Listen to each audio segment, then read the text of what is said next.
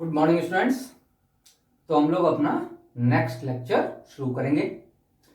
पिछले लेक्चर में मैंने आप लोगों को कहा था कि मैं आज आप लोगों को रेसिमाइजेशन, रिजोल्यूशन, इन सब के बारे में बताने जा रहा हूं। तो आप लोग एक एक करके बात करेंगे। हम लोग पहली बात, रैस्मिक mixture.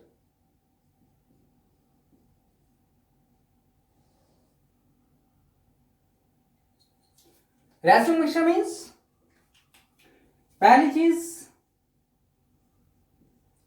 Equimolar ratio of plus and minus form of same compound. एक ही कंपाउंड की प्लस और माइनस फॉर्म का जो इक्विमोलर रेशो होगा उसे रैस्मिक मिक्सचर कहूंगे। जैसे एग्जाम्पल 50% प्लस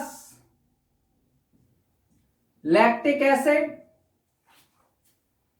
को मैं मिला दूं 50% माइनस लैक्टिक एसिड, तो यह बेटा रैस्मिक मिक्सचर बन जाएगा। इसका थीटा जितना पॉजिटिव होगा इसका थीटा उतना ही निगेटिव होगा and it will be optically inactive due to external compensation। यह ऑप्टिकली इनएक्टिव होगा क्योंकि इसमें एक्सटर्नल कंपेंसेशन काम करेगा। यह कंपाउंड जितना प्लस डायरेक्शन मतलब क्लॉकवाइज रोटेट करेगा प्लेन पोलराइज्ड लाइट को, यह कंपाउंड उतना ही एंटी क्लॉकवाइज रोटेट करेगा प्लेन पोलराइज्ड लाइट को। तो यह ऑप्टिकली इनएक्टिव होगा due to external compensation, externally compensate हो जाएगा। मतलब रैस्मिक मिक्सचर का जो थीटा होगा वो थीटा कितना होगा बेटे 0 degree.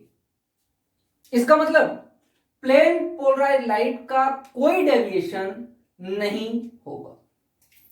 Neither it will rotate in clockwise direction nor it will rotate in anti-clockwise direction। तो उसको हम लोग रैस्मिक मिक्सचर कहेंगे। ये हमने पहले भी पढ़ा था। इसमें ही सेकंड टर्म है आपका racemisation.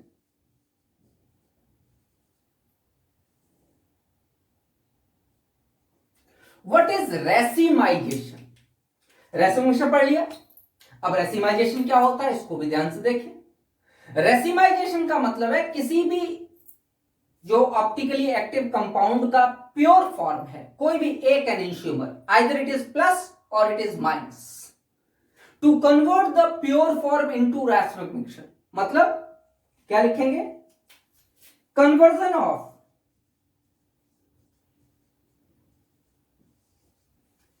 A pure optically active enantiomer of a compound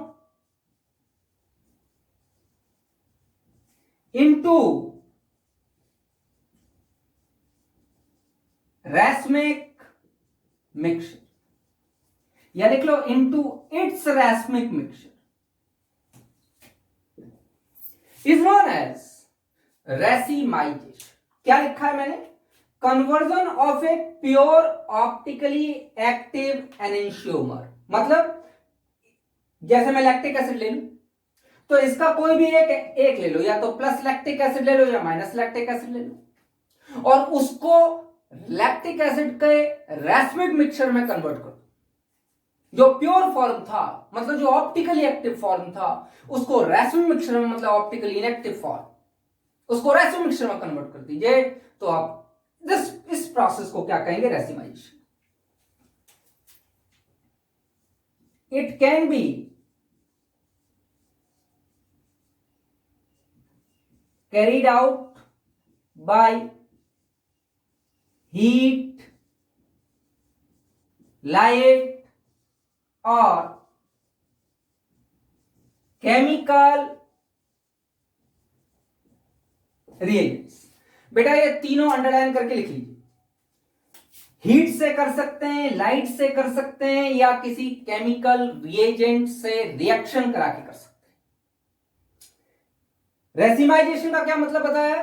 एक प्योर ऑप्टिकली एक्टिव कंपाउंड को रैस्मिक मिक्सचर में कन्वर्ट कर देने का प्रोसेस रेसिमाइजेशन कहलाता है and can be carried out by heat, light और केमिकल रिएजेंट। एग्जांपल देता हूं। For example, lactic acid also tartaric acid racemizes in presence of a base। Lactic acid या टार्टरिक एसिड को किसी बेस के साथ ट्रीट करा दूं तो उनका हमको रेसिमिक मिक्सचर मिल जाएगा। तो what is the process of, what is racemisation? Racemisation का मतलब हुआ conversion of a pure optically active compound, एक प्योर ऑप्टिकली जो एक्टिव कंपाउंड है, जैसे प्लस लैक्टिक एसिड या माइनस लैक्टिक एसिड या प्लस टार्टरिक एसिड या minus tartaric acid, plus 2 butanol, minus 2 butanol, कोई भी एक ले लो। 2 एनेंशियोमर्स होते हैं प्लस और माइनस, उनमें से कोई एक एनेंशियोमर ले लो और उस एनेंशियोमर को उस कंपाउंड के रैस्मिक मिक्सचर में कन्वर्ट कर देने का प्रोसेस रेसिमाइजेशन कहलाता है। तो लिखा है conversion of a pure optically active compound, enantiomer of a compound into its racemic mixture is known as process of racemization. Lactic acid it can be carried out, कैसे कैसे कर सकते हैं? हीट से कर सकते हैं, लाइट से कर सकते हैं, किसी केमिकल रिएजेंट से कर सकते हैं। और क्या बताया मैंने? लैक्टिक एसिड टार्टरिक एसिड को रेसिमाइज करना हो तो उसमें थोड़ा सा बेस डाल दीजिए, दे विल रेसिमाइज इनटू, रेसिमाइज क्या मतलब हो गया? They will convert into its racemic mixture, they will racemize itself, मतलब they will convert into its racemic mixture. बेटा इसको नोट डाउन करो, मैं आगे बताता हूं।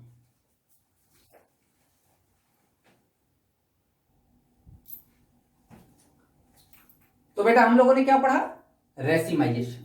अब हम अगला पार्ट पढ़ने जा रहे हैं जिसका नाम है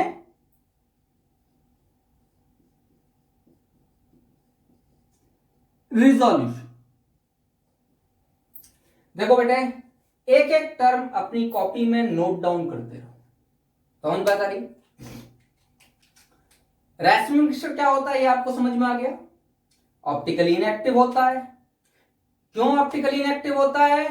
एक्सटर्नल कंपेंसेशन पाई। प्योर ऑप्टिकली एक्टिव कंपाउंड को रैस्मिक मिक्सचर में कन्वर्ट कर दिया जाए, इस प्रोसेस को रेसिमाइजेशन कहते हैं। अब देखो रिजोल्यूशन क्या कहते हैं। The process of separation of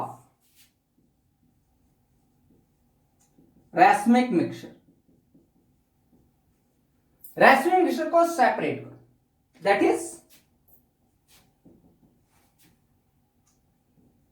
the extraction of a pure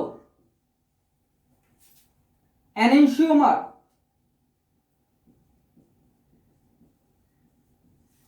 from racemic mixture। मान लीजिए जैसे मैं कहता हूं आपका कि कोई एक कंपाउंड है, इसका नाम है 2-क्लोरो प्रोपेनोइक एसिड। याद रखिएगा कंपाउंड। और ये कंपाउंड, ये किरल कार्बन है तो ऑप्टिकली एक्टिव है, तो इसका यहां पर 50% प्लस फॉर्म है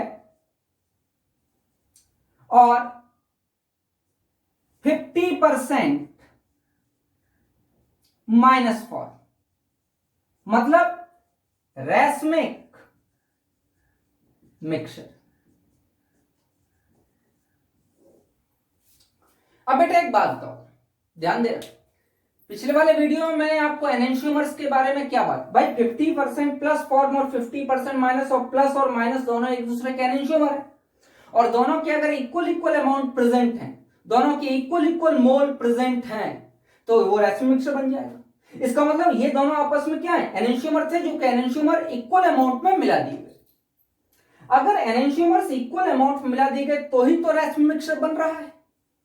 दोबारा सुनिए क्या कह रहा हूं, एनेंशियोमर्स को जब इक्वल अमाउंट में मिला दिया गया तो ही तो रैस्मिक मिक्सचर बन रहा है। और मैंने अभी पिछले वीडियो में आप लोगों को बताया था कि enantiomers can not be separated by conventional methods of fractional distillation या क्रिस्टलाइजेशन।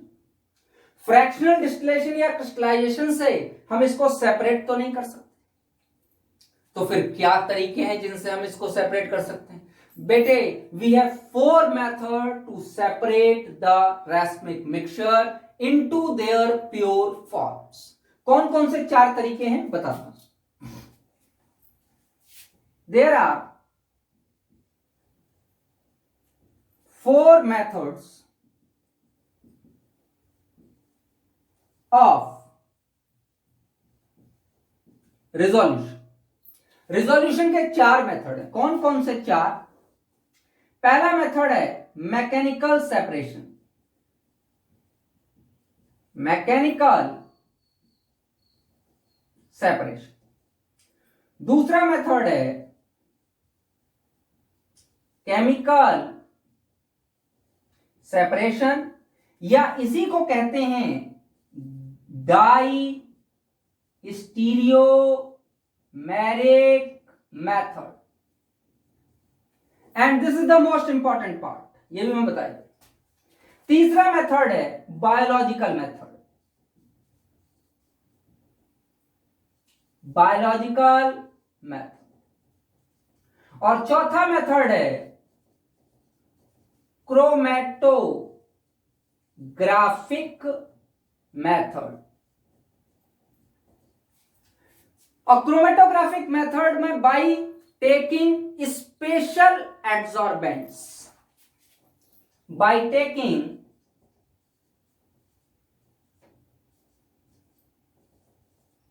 Special adsorbents. मैंने आपको 4 मेथड बताए, देखिए, पहला मेथड, दूसरा मेथड, तीसरा मेथड और चौथा मेथड। पहला मेथड है मैकेनिकल सेपरेशन, मैकेनिकली सेपरेट कर सकते हैं। दूसरा मेथड है केमिकल सेपरेशन और डाइस्ट्रोमेरिक मेथड, यही सबसे इंपॉर्टेंट मेथड है बेटे। तीसरा मेथड है बायोलॉजिकल मेथड और चौथा मेथड है क्रोमैटोग्राफिक मेथड। चारों के बारे में थोड़ी थोड़ी बातें बताता हूं। मैकेनिकल सेपरेशन, मैकेनिकल सेपरेशन सिर्फ उन्हीं के लिए पॉसिबल होता है जिनका एक परफेक्ट क्रिस्टल स्ट्रक्चर होता है। आप लोगों ने सॉलिड स्टेट में बहुत सारे स्ट्रक्चर्स पढ़े होंगे। अगर परफेक्ट क्रिस्टल स्ट्रक्चर है तो ही मैकेनिकल सेपरेशन एप्लीकेबल है। इसलिए mechanical separation is only applicable to a limited number of compounds. मैंने क्या बताया? मैकेनिकल सेपरेशन उन्हीं के लिए एप्लीकेबल है जिनका एक परफेक्ट क्रिस्टल स्ट्रक्चर होता है। अगर क्रिस्टल स्ट्रक्चर दोनों के अगर अलग अलग हैं एनेंशियोमर्स के, तो उनको सेपरेट कर सकते हैं, लेकिन ऐसा बहुत कम होता है। इसीलिए ये बहुत लिमिटेड नंबर ऑफ कंपाउंड्स के लिए रिजोल्यूशन मेथड की तरीके से यूज किया जा सकता है। इसकी थोड़ी देर में चर्चा करता हूं। थर्ड है बायोलॉजिकल मेथड। बायोलॉजिकल मेथड एक ठीक मेथड है, मना नहीं कर रहे, लेकिन इसमें प्रॉब्लम ये होती है कि जैसे कि हम किसी एल्गा या किसी फंजाई के ऊपर, किसी फंजाई को उसके अंदर ग्रो करते हैं, तो अगर एल्गा को हम अगर ग्रो करेंगे बेटे उस कंपाउंड के अंदर, तो वो क्या काम करेगा, एक रेसिन मिक्सचर जो होता है वो दो एनेंशियोमर्स होते हैं, उनमें से किसी एक पर्टिकुलर एनेंशियोमर्स को तो खा जाएगा और दूसरे को छोड़ देगा, ईट अप, खा जाएगा। तो इसमें प्रॉब्लम यह है कि सेपरेट तो हो जाएगा लेकिन आपको एक ही मिलेगा, दूसरा मिलेगा नहीं, क्योंकि वो प्लांट जो है उसको खा जाएगा। तो इसका मतलब एक की वेस्टेज हो जाएगी। तो इसलिए ये मेथड भी कोई बहुत अच्छा मेथड नहीं है। और इसमें सबसे बड़ी बुराई ये है बायोलॉजिकल मेथड में, it take place too long time, about 2 to 3 days लेता है, काफी लंबा टाइम लेता है बायोलॉजिकल मेथड। क्रोमेटोग्राफिक मेथड, बेटा नॉर्मल क्रोमेटोग्राफिक मेथड तो एनेंशियोमर्स को सेपरेट करने के लिए यूज नहीं किए जाते, लेकिन अगर क्रोमेटोग्राफिक मेथड में कुछ स्पेशल एड्सॉर्बेंट्स हम डाल दें तो क्रोमेटोग्राफिक मेथड को यूज कर सकते हैं। इसका मतलब स्पेशल एड्सॉर्बेंट स्पेशल केसेस के लिए ही एप्लीकेबल होगा। इसलिए इस मेथड, इन तीनों मेथड के जो हैं लिमिटेशंस हैं, और जो सबसे अच्छा मेथड है वो है केमिकल सेपरेशन मेथड या डाइस्टीरियोमेरिक मेथड। और बेटा इस मेथड को हम लोग पढ़ेंगे, इसलिए मैंने इसको छोड़ दिया था।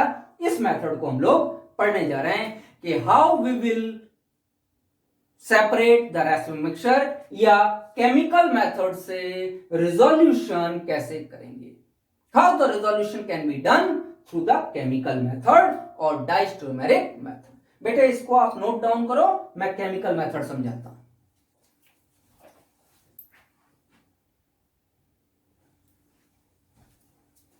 देखिए बच्चों, कैसे हम सेपरेट करेंगे उसके बारे में बात करता हूं आपसे।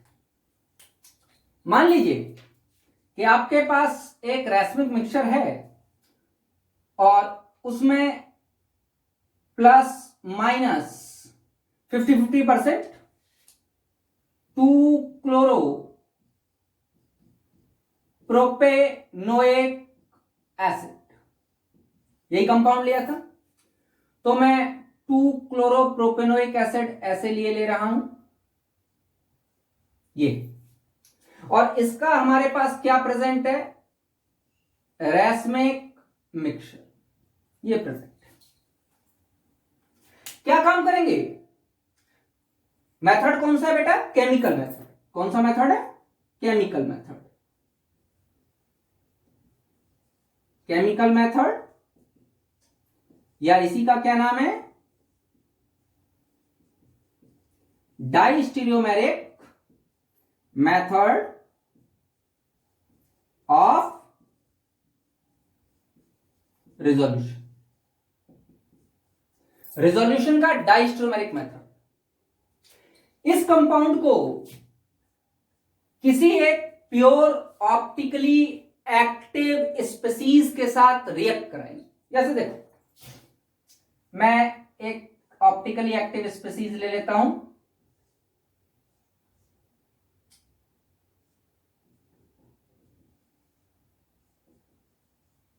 ये मैंने ले ली। एक इसमें ये हाइड्रोजन लगा हुआ है और एक इसमें ये एमीन लगा हुआ। कंपाउंड का नाम है फिनाइल इथाइल एमीन। ये फिनाइल इथाइल एमीन है और इसका हम लोगों ने प्लस फॉर्म ले रखा है। क्या ले रखा है बेटे, प्लस फॉर्म। समझिए, केमिकल मेथड या डाइस्टीरियोमेरिक मेथड में रेसमिक मिक्सचर को किसी एक ऑप्टिकली एक्टिव सब्सटेंस के साथ ट्रीट कराएंगे। ठीक है, ध्यान रखिएगा, जिसके साथ ट्रीट करा रहे हैं वो रिजॉल्व कराने का एजेंट है, तो दिस इज रिजॉल्विंग एजेंट। तो ये जो एजेंट है, इस एजेंट को क्या कहेंगे, रिजॉल्विंग एजेंट। रिजॉल्विंग एजेंट, ये रिजॉल्विंग एजेंट। ये प्योर है, प्लस फॉर्म ही लिया है, और ये रेसमिक मिक्सचर है, इसमें प्लस भी है और माइनस भी। 50% प्लस 50% माइनस, रेसमिक मिक्सचर का यही मतलब। अब चूंकि फ्रैक्शनल डिस्टिलेशन और फ्रैक्शनल क्रिस्टलाइजेशन ये सब प्रोसेस तो हो नहीं सकते, तो हमने क्या काम किया, इसको एक ऑप्टिकली एक्टिव कंपाउंड के साथ, जो प्योर ऑप्टिकली एक्टिव कंपाउंड है उसके साथ ट्रीट कराया। जब प्योर ऑप्टिकली एक्टिव कंपाउंड के साथ ट्रीट कराएंगे तो बेटा क्या बन जाएगा, देखिए इसका प्लस फॉर्म इसके प्लस फॉर्म से रिएक्ट करेगा, तो पहला कंपाउंड बन जाएगा प्लस, ये वाला क्या है एसिड, और ये वाला क्या है एमीन, तो plus acid plus amine salt. और क्या बन जाएगा, एक और बन जाएगा आपके पास दूसरा, minus acid plus amine salt. ध्यान दीजिए दोबारा, इसका प्लस इसके प्लस के साथ रिएक्ट करेगा तो बनाएगा प्लस एसिड प्लस एमीन का साल्ट, और इसका माइनस इसके प्लस के साथ रिएक्ट करेगा तो माइनस एसिड प्लस एमीन का एक साल्ट बन जाएगा। तो ये प्लस प्लस है, ये प्लस माइनस, इसका मतलब अगर ये आर आर है तो ये आर एस है। बेटा एक आर आर हो और एक आर एस हो तो ये दोनों आपस में एक दूसरे के क्या बन गए, डाई स्टीरियोमर्स। तो यहां पर जो हमको दो कंपाउंड मिले वो दोनों कंपाउंड एक दूसरे के क्या मिले,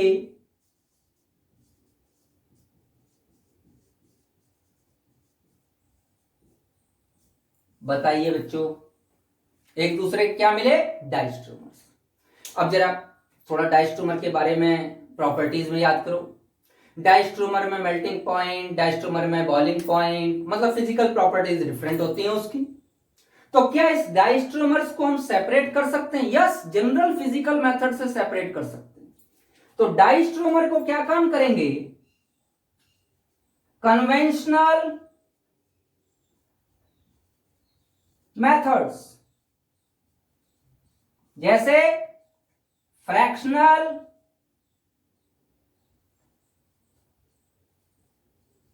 डिस्टिलेशन यूज करेंगे, फ्रैक्शनल डिस्टिलेशन, और इन दोनों को क्या काम करेंगे, सेपरेट कर लेंगे।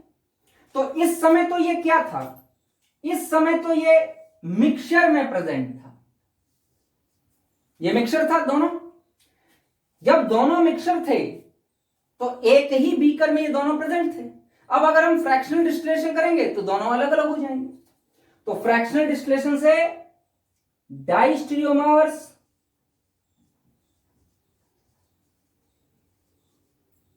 आर सेपरेटेड,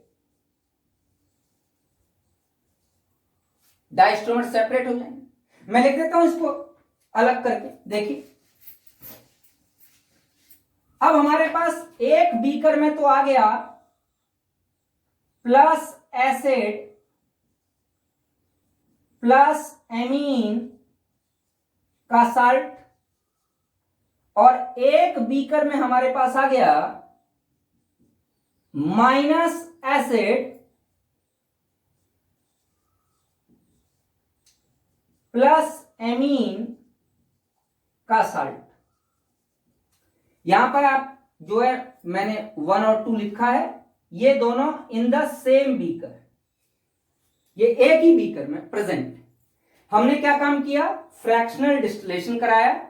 चूंकि ये दोनों आपस में एक दूसरे के डाइस्टीरियोमर्स थे तो ये डाइस्टीरियोमर क्या हो गए बेटे, सेपरेट हो गए। एनेंशियोमर्स को समझ लीजिए दोस्त हैं, वो एक दूसरे का साथ कभी नहीं छोड़ेंगे।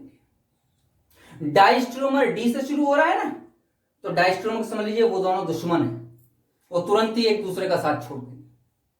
तो डाइस्ट्रोमर क्या है, ये दोनों एक दूसरे से फ्रैक्शनल डिस्टिलेशन से सेपरेट हो गए, अलग अलग बीकर में आ गए। अब क्या काम करेंगे, अब क्या काम करेंगे, किसी भी एक मेथड से, बहुत सारे हमारे पास मेथड है, चाहे हम हाइड्रोलिसिस करा लें किसी की, और भी कई सारे तरीके हैं, उससे हम जो है साल्ट, ये साल्ट है, तो इसमें से जो हमने रिजॉल्विंग एजेंट था उसको निकाल के बाहर कर लेंगे। अगर इन दोनों में से रिजॉल्विंग एजेंट बाहर निकल गया, क्या करेंगे?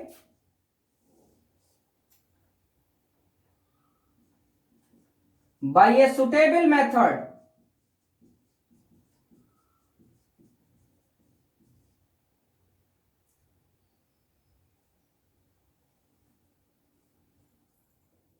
resolving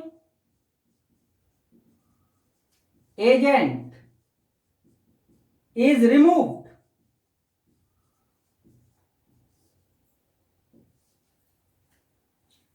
डाइस्ट्रोमर बन गए। डाइस्ट्रोमर बनने के बाद एक सुटेबल मेथड से हम लोगों ने क्या काम किया, चाहे तो हाइड्रोलाइज करा लिया तो दोनों अलग अलग हो जाएंगे।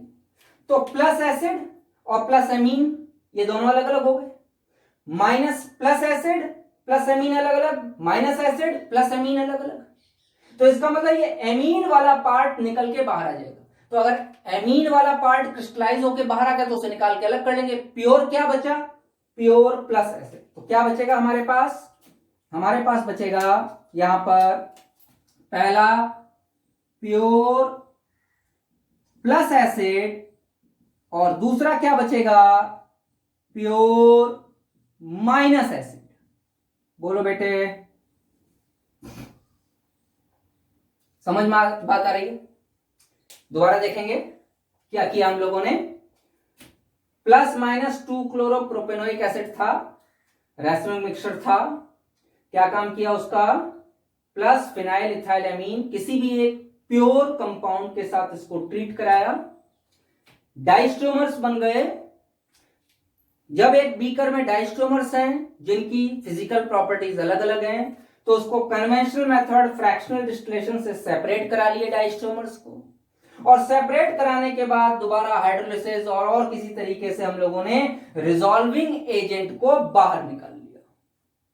रिजॉल्विंग एजेंट क्या है हमारे पास? Plus phenyl ethyl. समझ बात है? फिनाइल इथाइल एमीन को हम लोगों ने बाहर निकाल लिया, तो बचा क्या? जब ये एमीन बाहर निकल गया तो अब तो ये साल्ट नहीं बचा, अब क्या बचा? या तो प्लस एसिड और एक माइनस। तो जो रैसमिक मिक्सचर था वो दो पार्ट्स में टूट गया, प्योर प्लस एसिड और प्योर माइनस एसिड के फॉर्म में हम लोगों को मिल जाएगा। This method is known as diastereomeric method. इसको बेटा नोट डाउन कीजिए, मैं आगे बताता हूं।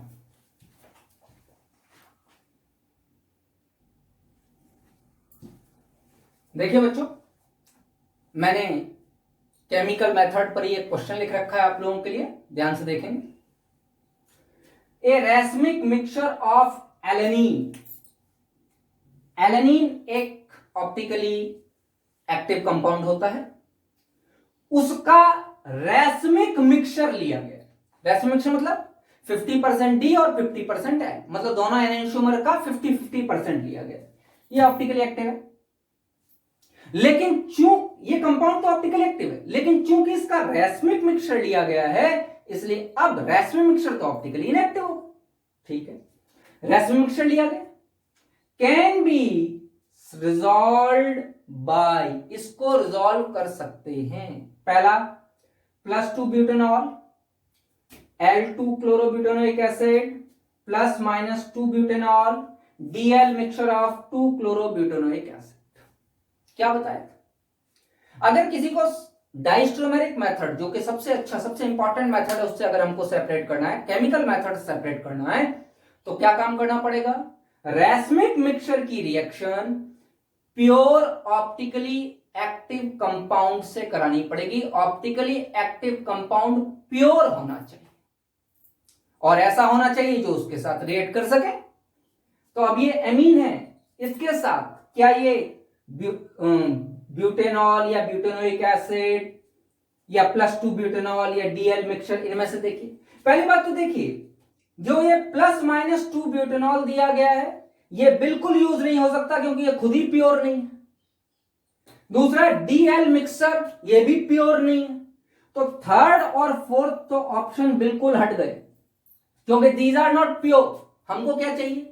Pure optically active compound. तो थर्ड और फोर्थ ऑप्शन तो पहले हट गए, क्योंकि ये Dl मिक्सचर है, ये भी प्योर नहीं है, और ये +-2 ब्यूटेनॉल है, ये भी प्योर नहीं। पहला बात, 2 ब्यूटेनॉल, बेटा ये एसिड है ना, एसिड की रिएक्शन अगर अल्कोहल से कराएंगे तो ईस्टर बन जाएगा, बोलो बेटा। तो अगर प्योर +2 ब्यूटेनॉल मिल जाए तो इससे डाइस्ट्रोमर बनाए जा सकते हैं और इस रेसिन मिक्सचर से बने हुए डाइस्ट्रोमर को फिर हम लोग बाद में सेपरेट कर सकते हैं। इस तरीके से अगर एल मतलब माइनस फॉर, प्योर है, कोई मिक्स तो नहीं है, प्योर है, L2 क्लोरोब्यूटेनोइक एसिड। अगर इस एसिड की एमीन के साथ रिएक्शन कराई जाए तो साल्ट बन जाएगा, अभी हम लोगों ने बनाया था। तो प्योर फॉर्म है, हाँ प्योर है, ऑप्टिकली एक्टिव है, ऑप्टिकली एक्टिव है, एल लिखा हुआ है, optically active. Pure optically active ये भी है जो एमीन से रिएक्शन कर लेगा, प्योर ऑप्टिकली एक्टिव ये भी है जो एसिड से रिएक्शन कर लेगा। तो हमारी यही तो शर्त थी कि अगर प्योर ऑप्टिकली एक्टिव फॉर्म है तो वो सेपरेशन के लिए यूज कर सकता है इफ इट इज रिएक्टिंग। तो ये दोनों ही रिएक्ट कर रहे हैं, इससे यूज हो सकते हैं, बिल्कुल यूज हो सकते हैं। तो फर्स्ट भी यूज हो सकता है और सेकंड भी यूज हो सकता है। पहला आंसर है फर्स्ट एंड थर्ड, नहीं थर्ड यूज नहीं हो सकता। दूसरा आंसर है फर्स्ट एंड फोर्थ, नहीं फोर्थ यूज नहीं हो सकता। तीसरा ऑप्शन है फर्स्ट एंड सेकंड, जी हाँ फर्स्ट भी यूज हो सकता है और सेकंड भी यूज हो सकता है। ये दोनों जो है इनके इसके साथ मिलके डाइस्ट्रोमर की फॉर्मेशन कर लेंगे। तो आंसर इज था। और फोर्थ ऑप्शन है आपका सेकंड ओनली। क्या सिर्फ सेकंड यूज तो हो सकता है, लेकिन इसमें जो है ऑप्शन के हिसाब से सेकंड ओनली नहीं, फर्स्ट भी यूज हो सकता है, इसलिए फोर्थ ऑप्शन नहीं होगा, ऑप्शन होगा थर्ड, फर्स्ट एंड सेकंड। पहला भी यूज कर सकते हैं और दूसरा भी यूज कर सकते हैं, इन दोनों में से कोई भी हम लोग जो है सेपरेशन के लिए यूज कर सकते हैं। इस तरीके के क्वेश्चंस आपके जेईई और नीट में आए हुए हैं, उनको आप कर सकते हैं। अब बेटे मैं आपको अगले वीडियो में बहुत इंपॉर्टेंट एनेंशियोमेरिक एक्सिस के बारे में समझाऊंगा, ठीक है ना। तब तक के लिए कीजिए, मिलते हैं आपसे अगले वीडियो।